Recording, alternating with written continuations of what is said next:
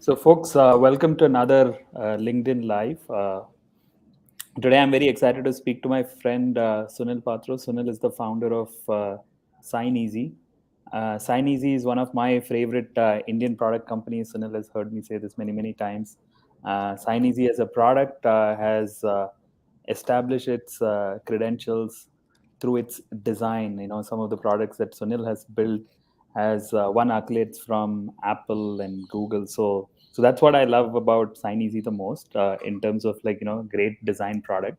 So today for the audience, what I wanted to do was get Sunil's experience on how to think about design, how to think about design when you're building global products, and also one of the most unique things about Sunil is that he started going remote even before remote was a fad. Now remote seems to have been uh, less and less sexy of the recent last few weeks, but Sunil went remote way before remote became a fad. We'll talk about that as well. Sunil, welcome to this LinkedIn Live. Thank you, Razan. It's pleasure to be chatting with you, and thanks for the kind introduction. Yeah, of course. So, Sunil, for folks that are listening in, could you give a little bit of a background of why did you start Signeasy and a little bit of that origin story? I'm sure you would have said this many times, but Yeah, there are folks in the audience who may have not known of why and how Signeasy got started. sure, Rajan. So I started Signeasy out of the because of the need to solve a scratch or a pain that I personally faced. Right. Uh, this was more than 10 years ago, where I was looking to get some experience of building something that either I need or I come across a problem that my circle of friends or colleagues need, right? And I used to be a software developer working for multiple large companies and smaller startups, and I had got some experience of building mobile apps. So it was still very fresh in my mind. Hey, what if I could take the power of a iPhone or any other smartphone and build something that is valuable to an end user. So what actually happened was I had just interviewed for a job offer in Bay Area, and I was traveling in between while I was waiting to hear back from them, about my job application, right? And while I was in on a beach vacation in Mexico, um, I received good news. Hey, we have exciting news to share, and here is the employment offer for you to accept. And being in a remote beach vacation, I couldn't really, and it's a remote location with a different language. This in Mexico they speak Spanish and so forth. I really didn't have a quick and an easy way to look for a printer, print those pages out, sign it, and either scan or fax it back, right? So that experience and that painful experience of spending more hours scrambling to accept a job offer, sort of stayed in my mind. It was sort of, hey, what if there is a better way you could solve, right? And after I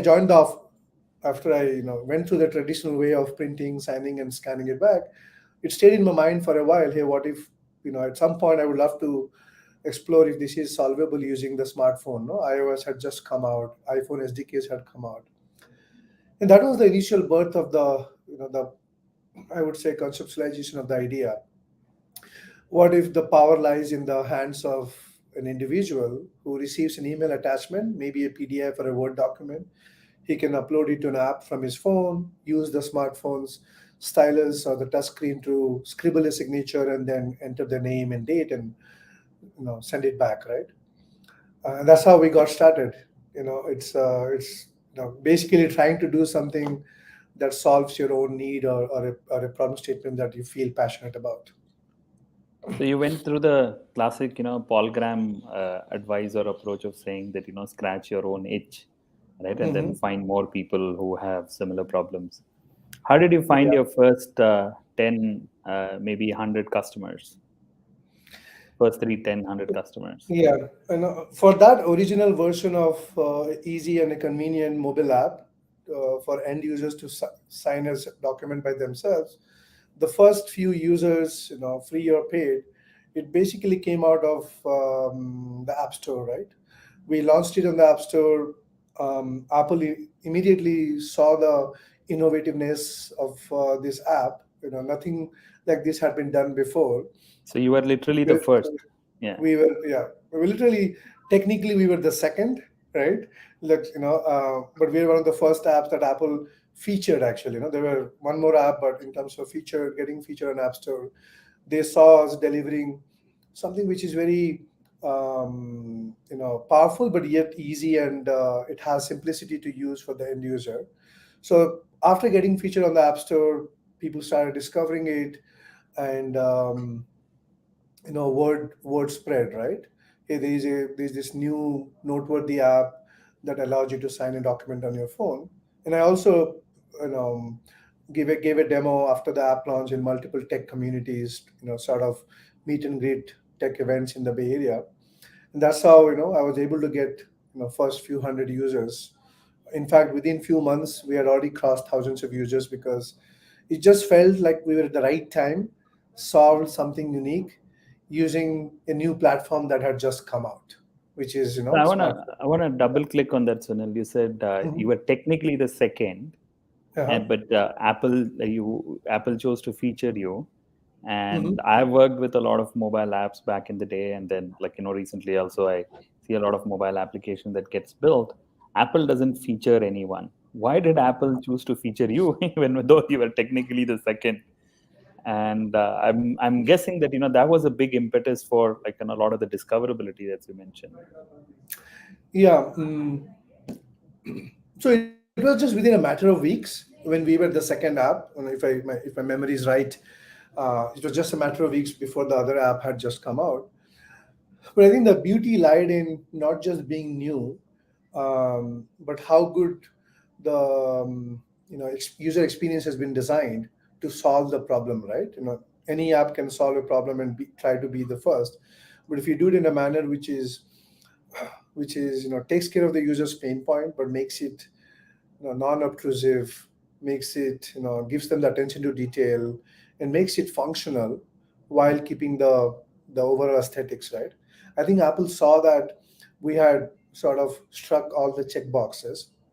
And the other reason, I believe, it's all in hindsight, we were on the first business app. When Apple came out, it was a lot of games and lifestyle apps and productivity apps, but we were sort of solving a business need of a professional or a business owner or maybe a executive on the go. And they felt that you know when you have not too many apps already in the App Store and you see something unique and really well designed, I think Apple's editors were paying a lot of attention to promoting good apps. And I think that's how we believe that we got their attention and got featured. But now it's a different. Now there are at least million, maybe a million, or more than a million Two apps million out on. there, right? Yeah, yeah. Yeah, it's 2 million. So, It's really hard to, unless you have some sort of a connection, which I really don't know how they decide to feature. But we were lucky at the right time. Like sometimes, like if you are prepared, and and this was the third app I had built, right? I had built two other apps just out of my own passion to solve other problems, but this is the one that was there at the right time, and it was large enough to appeal to hundreds of thousands of users at that time. so Apple also featured you much later in the years in its store, right? So you became part of the app, which is in the demo phone whenever Yeah. phones are Yes. uh, Yeah. showcased in that. What was the reason that they picked you, even though So that was it the was much first. later in the year? Yeah. So that was the first 5 years of the company when we were very mobile focused. Until then, or since then, obviously, we have become a more of a platform where mobile is just one of the touch points. But those 5 years, we were razor focused on a very niche, pain point, right? And that pain point was for a customer segment which is on the go. They're looking for convenience. They're looking for speed, and they're also looking for security of being able to sign a document and sending it back to the signer or the sender, right? So because of our extreme focus, on appealing to these users and being able to monetize. We were also able to monetize it very early, within a year or so, using in-app, the freemium trials, the business model that Apple sort of innovated, right? With with convenient and frictionless purchases, right? So I think within few years, after consistently getting featured, Apple's marketing team started noticing us. Before, it was Apple's developer team who saw the value in it and promoted. And then once Apple's marketing team got to know about us, they sort of started reaching out to us. Hey, we have this cool campaign that we want to work on for how to sell more iPads and iPhones to businesses. Until then, it was a consumer device, right? But they wanted small business owners to adopt iPads and iPhones. And I think around 2014 or 2015, we sort of got this tremendous opportunity. We didn't know a lot about what the video is going to be, where that video would be played. Before I come to the demo device, that was the first opportunity where we sort of built a relationship with Apple's marketing team, and we got featured in this iPhone commercial that was globally aired. And soon after that, a year later, we were featured on a iPad commercial for small business owners with some of the best known apps from large companies to startups at that time. So that had given us tremendous momentum to work with both developer relations and also with Apple's marketing team. And a few years down the line, we were consistently upgrading our app, updating capabilities of our app as Apple release major iOS versions every year. And that sort of long-standing association with like consistency of delivering innovation and also getting that reflected through app store reviews by our customers or by our users sort of put together a case for Apple to reach out to us and say, hey, we want to showcase business apps to visitors who are visiting retail stores around the world. And that's how we got into a demo version of the app on all the retail iPads and iPhones around the world. So it's sort of like there's no one event that triggered this outcome. It was this journey of being consistent, being innovative, and partnering with companies like Apple's platform, right? Sort of put us on the path to that milestone of being on the demo devices. So I'm gonna connect the previous answer and this one, and then like nudge this in a direction that I'm leading you to, which Yeah, is the first time I said, it was because it was one of the first applications and platform was there, and you just had released it. And you were picked, though you were like the second application. The second time onwards, the marketing team started noticing, and then they thought that for a iPad like application, they thought that this would be a good application to highlight, and then eventually went to the demo. But I yeah, know of hundreds of applications, even built in those days and times, right, Sunil? Apple did not choose to work with them, right? I mean, yeah, yeah, even though in multiple cases, right? So if you think about Apple, we think about great design, right? And Apple yeah. has a standard of design. So talk me through, what are some of the things that you did in terms of design that made Apple actually say, what, this is something that we can associate along with, because they have their own design standards, right? So many of the applications were out there, but they were perhaps not at a place where it met the Apple's design standards. Yeah, that's true. And Apple talks about they put design at the core and at the forefront of everything that they do, right? So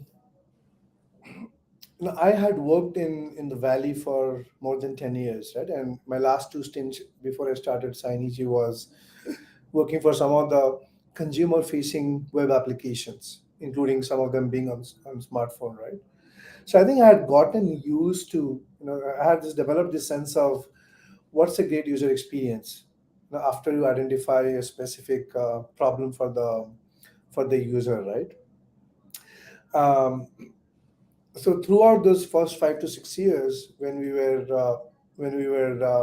getting featured or getting recognized by Apple, I think something inherently what we were doing, even though it was sort of you know um, not so conscious, but we knew that like there are things that we're doing right that Apple recognizes and feels like we are at par with Apple standards, right? Personally, with my background, like, I'm a very detail oriented person, right? All the, like they say, right? The first 90% of work takes 90% time, and the last 10% of the work also takes 90% of the time, right? And that is where you sort of, use your judgment. Is it ready to be in front of the user, or you really need to, get through all the detailed details before you can bring it out, and you feel proud, and before you feel the customers will be extremely, happy or delighted with, right? And that's sort of a design approach, like, while you're thinking about solving the functionality or giving a functionality, you're also looking at it, doing in a manner where the customer feels we cared about their experience, we cared about accuracy, we cared about the performance, we cared about, let's say, the consistency of, what we do, right? And the consistency could be across multiple screens, or consistency could be across multiple form factors, like iPhone form factor or iPad form factor, right? If you provide something, they need to feel like it is the same app, and they don't have to learn a new way of doing things. It improves sort of the learnability, and obviously it's sort of the path towards more adoption and retention, right? And finally, the usability, right? Something can be functional, but if you do this in a very complicated manner, the user sometimes feels stuck, or they can feel anxious, or they can feel overwhelmed, right? So I think having that functionality, attention to detail, and then consistency, where some of the, not the entire set, but where some of the design principles we sort of brought in at the very early stage, at the very first versions of when we were releasing, different iterations to the product, right? I think that's what caught the eyes of Apple. No, hey, we care a lot about user experience. We put a lot of attention to details when we think about, solving the task for the user through the app. And while the app is rich in its, it's powerful, it is flexible, we do it with, in a manner that is very simple, right? The simplicity is there, so the customer doesn't even think about how simple this is. They just feel, oh, it is so intuitive, I'm able to do this, and they move on with their lives, professional lives or personal lives, right, after they complete a task. I think having these design principles at the heart of it, somehow, I would say, not really, really consciously. Later on, we realized, we need, maybe these are things we are doing it right, and that's how we need to scale this to other platforms. But taking that extreme care is, I think, that design mindset or service oriented mindset for the user to, feel delighted, is what got the attention of Apple. Right. You said you were an engineer before, like 10 years of experience as engineer, and you Yeah, also mentioned detail oriented and like talked about design orientation. Software engine, even though you are having like Bay Area experience, software engineer immediately don't get design, right? So where did you build this design? Like if let's say a founder, he's trying to build something like for a global product right now, solving a global problem, not familiar with design, what should he yeah, do? Where should he go? Where did you do? yeah.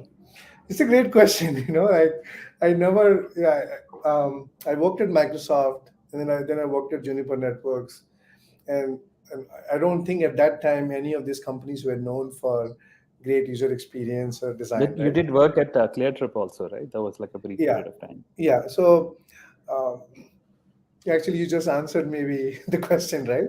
So the first year of launching the app, I was, I think it just all came naturally to me because I was the end user. So, like, being able to empathize with what I need as a user goes a long way in the first few versions of, the first few months or few iterations of the product, right? But as the app becomes, or as the product becomes more, more richer and more extensible and more powerful, because you learn about your customers' needs based on how they use it, or what feedback do they give, because they need more and more functionality or better experience.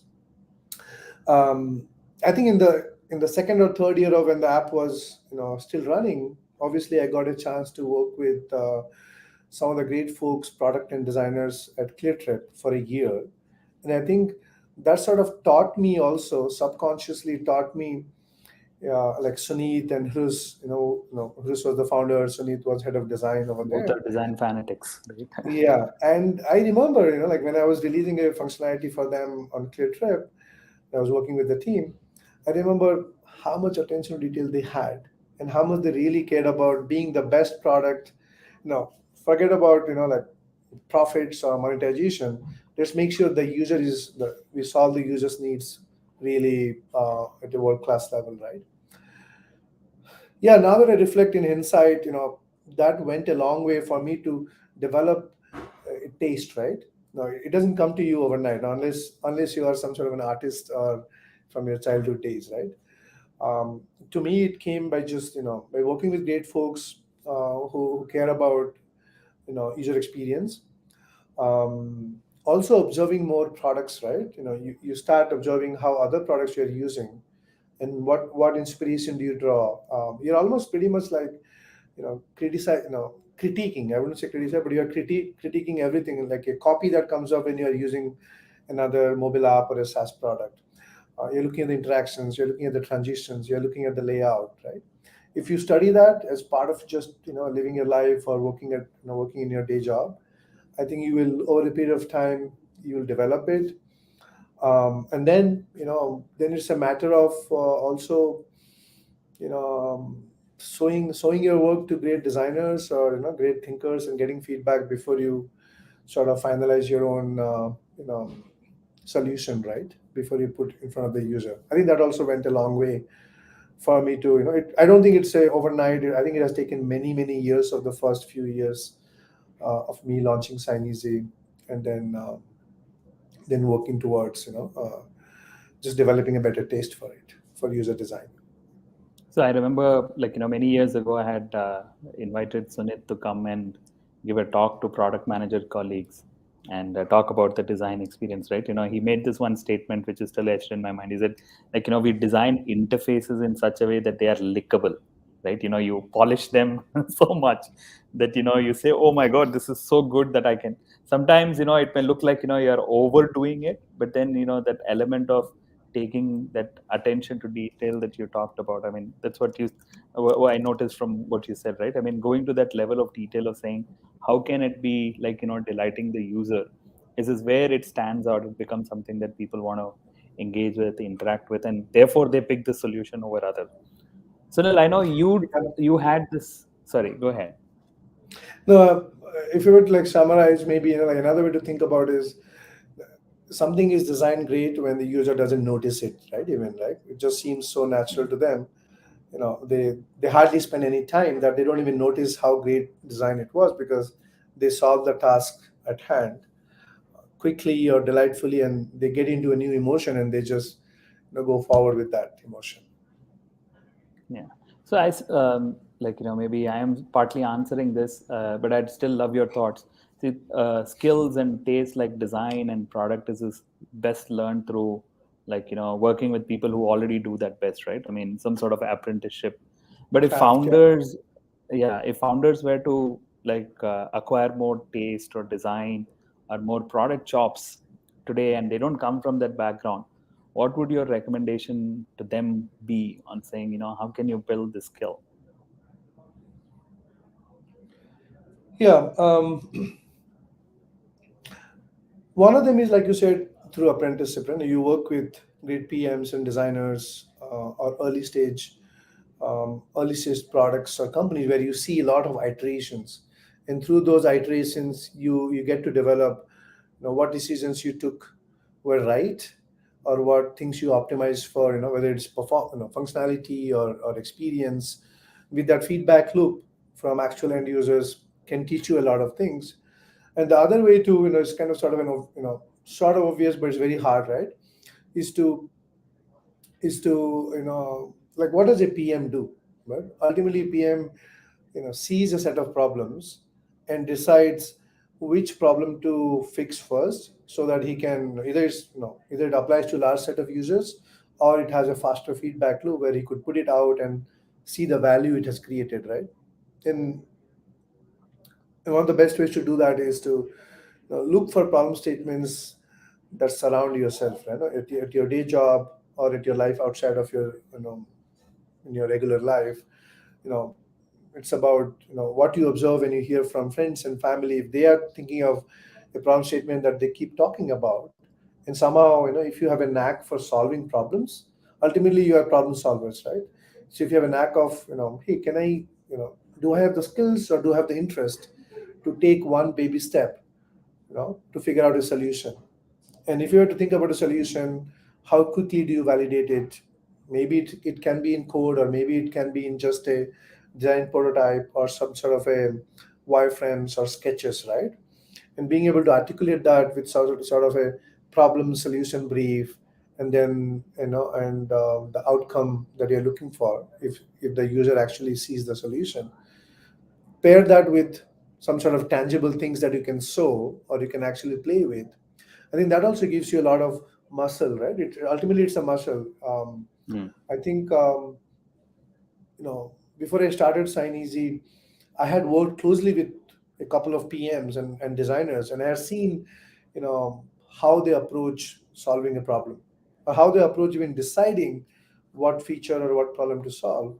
And that sort of, helped me when I started Signeasy in the first few years, and including my days at ClearTrip. I think that's how you can build muscles. Of course, now it's more of a established practice, I believe. Until 10 years, 10 years later, there are, I think, workshops and coaches and books, a lot of product school, and Lenny Rachitsky's forum about, and he has a great forum for product managers and thinkers, right? I think there are a lot of online resources available. It's certainly you can go through some of this, and but at the end of the day, these are all just concepts and theories. But you have to practice it by, your job, or try to solve, your own pain point that you come across, right? That's how you can actually build the muscle, and hopefully be on a good, on the path to being a good and a great PM at some point. So Sunil, I said, I look up to Signeasy as a well-designed product. What does Sunil look up to as a well-designed product? As in, what are products that you absolutely love? Maybe an Indian example, maybe a global example, and why is it that you love that? I think there are probably a lot of choices here, right? If I were to think of a good, uh, like a good SaaS product, maybe, um, I think, I'll give you an example. You know, perhaps Slack, right? Um, I have seen we use Slack for internal, group communication, and group and direct communication.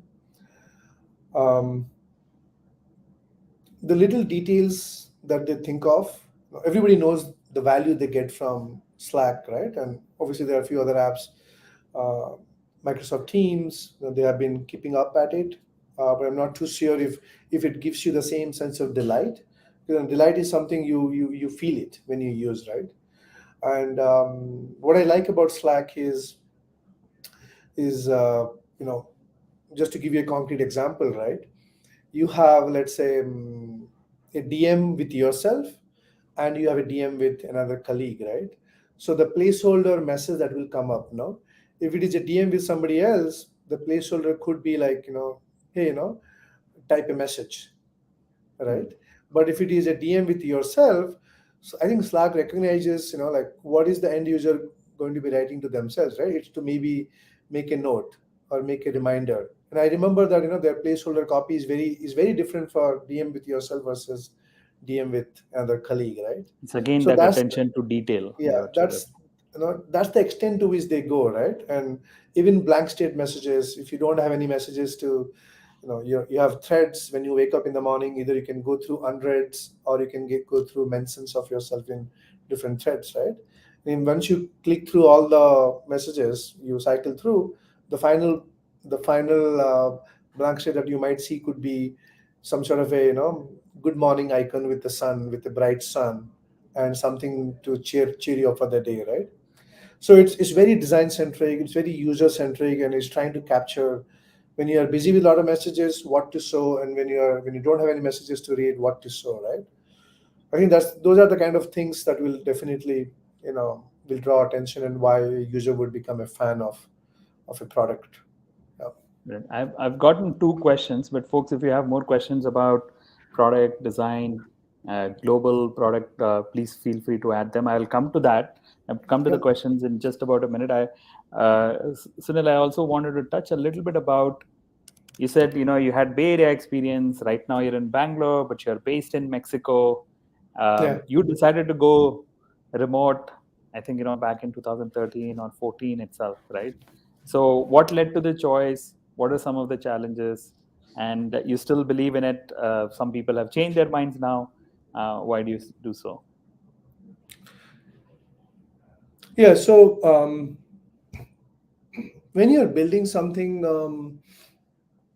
like in the first, when you're still figuring out what will work best, or what problem are you trying to solve, and how do you deliver that solution, in the manner that you think will delight the user. Um, I think those are the days. I think it. We were always in person for the first 6 years of the company, like 2011 to 2017. We were building a team. We were building the culture, and as a team together, we were enjoying. We were enjoying the intensity of work, and highs and lows as a team together, right? So being in person really helped. And by that time, we had gotten some meaningful success to know the direction we are on, the type of customers we want to address, and how do we monetize it? How do we monetize? How do we scale? And how do we acquire customers, right? We had gotten a good sense in the first 6 years. And at that time, we were scaling up to go from not just mobile users, but you know um, to cater to a lot more small to mid-sized businesses using different platforms like web applications and API for developers, right? So I personally felt a need to spend more time in the customer's time zone, and the significant majority of customers, more than like 60 to 70%, are in North America, right? And the rest of them are split across the rest of the world. So I was making a lot of travels to Bay Area, or at least in somewhere in the US. So I felt I need to spend more time. So that forced me to leave India and go back to US, and that's where the idea was conceptualized, right, in North America, right? So I went back to the US just to spend more time with customers and stay closer, right? I think it's really important, like in your peak time during the day, you're in the same time zone as customers. Otherwise, you work with your team in the daytime in India, and then towards the end of the day, you're talking to customers, where where your energy may not be at the peak. You may be fatigued. You may not have clarity anymore. It's not a good. You want to be at your best when you are speaking to customers, right? So because I went to US, I had to put in a system before even COVID came. I had to put in a system with my rest of the direct reports, my product lead, my design lead, marketing, and support and engineering, where we had to you know document our culture, right? What's our core values? What are the principles by which we make decisions, whether that affects the customer or that affects your team? Um, what are some of our SOPs or guidelines when you feel conflicted about a certain action or a decision, right? So we put in a lot of those details into some sort of a documented knowledge base, and that helped me, to focus on things that are really crucial to enable my folks to, like, focus on the what, but not on the how, right? We'll talk a lot about why we want to do a few things and what we want to do to achieve those things, but not really the how anymore. So this distance sort of helped me, this time zone and space, right? It helped my leads to be a lot more self-sufficient, or be a lot more self-driven, and gave them the autonomy and learn from their own success or learn from some of their mistakes, and do what is needed to operate in a remote environment, right? And then obviously then COVID happened, so we didn't feel any shock, because we are already used to me being over there, and most of my team members having tenure. They were already with us for 3 4 years, so it didn't really hurt them for them to completely go remote. Until then I was only remote, but 2020 2021 everybody went remote, All of us became and remote. I think it worked. I think it worked for 1 or 2 years, maybe 2 years, because the knowledge was already institutional, and they exactly know who they are solving for, what they are solving for, and what the goals are.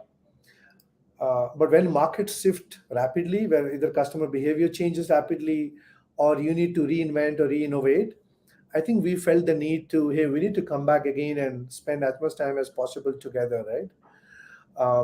And we definitely felt the need, like, because new people had joined, and the new people who had joined, maybe half of our team had joined during COVID, and they had never spent time with their manager or with their peers, with their project team members or own team members, right? And that energy was missing, when we had to make tough decisions about, we need to hustle and deliver a value to our customers, in a very limited or constrained time or resources, right? It put a lot of pressure, and without that strong bonding and really knowing the why and the vision behind it, it sort of made it a little bit harder to get people buy in to what we want to do.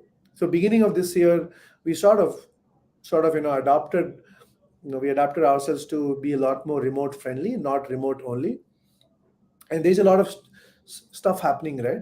We have evolved to a different customer segments where we are calling ourselves more of as a contract workflow and an automation platform to help business of all sizes, not just the first 5 years when we are solving it for mobile users, right? Now we are a bigger platform for both businesses and developers. So it's a new vision, it's almost like a new product in the third avatar, or third iteration of our vision, right? um, and with shifts that are happening in terms of, how do you do more with less, right? Because of macroeconomic trends. It's also a lot of uncertainty that is happening because of how you could leverage AI, to be a positive, multiplier for the industry you are in. So we sort of, asked people to, spend a lot more time in Bangalore, and now it's sort of a remote friendly and hybrid. And the other thing that I have reflected is, it depends on the founder and the type of people you want to hire. I think if you want to build a product, solve for a specific custom problem, you might be able to do it by building a remote first or remote only team where you hire only experienced folks. But if you want to build a culture, if you want to build a company of problem solvers, where the problem set could change every couple of years, I think building a team becomes more important. And I think building a team is definitely a lot more easier when you have, FaceTime in Proximity. person. And yeah, I just believe that I also derive a lot of joy from relationships with my colleagues, and that I work with, half of, 10, 12 hours a day, right? At Right. the end of the day, it's not just solving about customers' problems. You're also trying to enrich your lives with good folks surrounding yourself, right? And that can, I think, only happen with physical proximity. So we are sort of adapting ourselves to this remote friendly slash hybrid world again at this point. Got that. So there is this one question from Innova. The Uh-huh. question goes something like this: it is the market that you're in. It is an important and niche market, but what happens? What are the growth? What is the growth possibility here, especially when big players come in? I think he's Yeah, perhaps referring to the e-signature market, which I think you partially answered that, right? Which is yeah, yeah. expanded vision. Yeah, I mean, I don't think it's. I wonder what the definition of niche is, right? Our industry um, for automating and digitizing contracts and agreements is at least 20 to 30 billion dollars of worldwide, right? And it is growing at like 25% on an average year over year for next 5 years. So that's a substantial big market, no? Um, and there are already big players. It's not like they will come in. There are already big players, but we are focused on, being a bootstrap company. We are really focused on, like, are we providing some differentiated value for the small to mid-sized businesses that we want to attract, right? We don't really focus on large enterprises with tens of thousands of employees. That's a segment others are pretty good at, bigger companies. But the market for SMBs is still underpenetrated, less than 10% of the total serviceable market, total addressable market, right? And the way we are trying to, build a long-term business here is, hey, what is Signeasy is expertise in, and what have we already delivered, and can we just double down on those strengths of what we have delivered on, right? And for that, it is about, SMBs need a lot more value oriented offering, right? That means they need transparency and flexibility in the kind of plans they choose. They want it to be more self-served, so they want it to be more, they want it to be easy to use, easy to buy, and easy to adopt, so there's no big learning curve. And finally, it's about care, right? Providing a great customer care or customer service is actually a mode, right? It's not easy to deliver a great customer service just because you think your product is in the cloud, right? You still need to have that human touch, because SMBs care about that. So I think those are the ways we're trying to differentiate. And it's the differentiation is also a work in progress every couple of years, based on what you learn from customers, how you respond to market changes, whether it's a competition or a new technology that's coming in, for example, right now AI. So it's always a work in progress, and but we feel pretty excited about how big the market is and our unique value that we bring in to SMBs. So, Sunil, we are out of time. I'd like for you Mhm. to share maybe final piece of advice for first-time founders that are listening in. If Yeah. you were to do Sign Easy all over again, what are two, three things that you would do differently that can help first-time founders? Yeah. I think I have, what would I do differently, right? So that's the question, Rajan. Yeah, What would I yeah, yeah. do I mean, that differently? can Okay. help Yeah. founders. Well, I wouldn't trade anything that I've learned. I've been a solo founder. I decided to bootstrap it. Both are sort of, you take a lot more, load on yourself, right? To make the company survive or thrive, right, over a long period of time. But the decisions that I took were sort of, by choice and also by necessity, right? It's hard to, sometimes it's hard to know what's the cause and effect. It just seems like, you Yeah. are looking at signals, you're looking at constraints and resources, and you're trying to make the best decisions as possible. But at the end of the day, um, the the choice is not um, to think of the only one way to build a company, right? There are thousands of ways to build a company, so just keep that in mind, no? Which is, there are no rules, pretty much. There are no rules, uh, how you should start your entrepreneurial journey. You've broken so many But of if I them. were, yeah, but if I were to, if I were to say, uh, I think, as the company grows bigger, and the first 3 5 years are okay. But as you start to get into your seventh year, 10th year, or 15th year, then the journey becomes a long journey, right? And you want to surround yourself with either a co-founder type of a person, or somebody that you can promote within your team, to become a true partner, right? Not an executive, but a true partner who thinks, everybody can have some sense of ownership, right? They can all act like owners, but the ultimate act of ownership is when they think, hey, I will do anything to keep this company going and to make sure our customers, we fulfill the vision and the mission that we have for our customers, right? So I think first time entrepreneurs, if you know a great person in your team who can be in your network, can be complementary from a skill set, you should probably spend a lot more time to onboard a co-founder in the first few years, right? That could definitely help. Yeah. Awesome. So, Sunil, thank you for this fascinating conversation. It's always great speaking to you. It was great catching up with you. So, folks, that's all for today's LinkedIn Live.